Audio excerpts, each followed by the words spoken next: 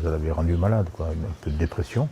Et là, on peut tordre le cou à une rumeur qui dit que quelqu'un qui en parle ne le fait pas. Lui, il en parlait. Et malheureusement, il a commis l'irréparable. Il y a tout juste un mois, le voisin d'Yves Jarry est retrouvé mort sur son exploitation, 100 hectares sans vaches et seul avec le travail et les dettes. Comme un paysan sur 3, il était travailleur pauvre. Une détresse nouvelle pour une crise sans précédent dont cet agriculteur à la retraite prend la pleine mesure.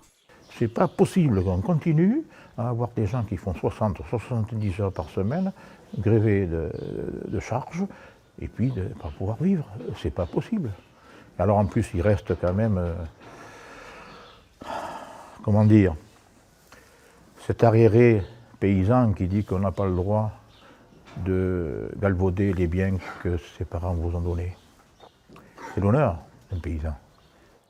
Aujourd'hui en France, un agriculteur se suicide tous les 2 jours. Un constat dramatique dont la Fédération de coopératives agricoles ne souhaite plus faire une fatalité. Il y a déjà un numéro d'appel Agri-Écoute. Il y a une possibilité de se faire remplacer quand on est au bout du rouleau et complètement, pratiquement au bord du burn-out, quoi. C'est possible avant le burn-out. Mais tous ces éléments, ça ne suffit pas. Il faut aussi que tout le monde porte le même message en disant il faut s'occuper de son voisin s'il est en détresse. Pour lever le tabou, ils ont réalisé un clip au message fort et efficace.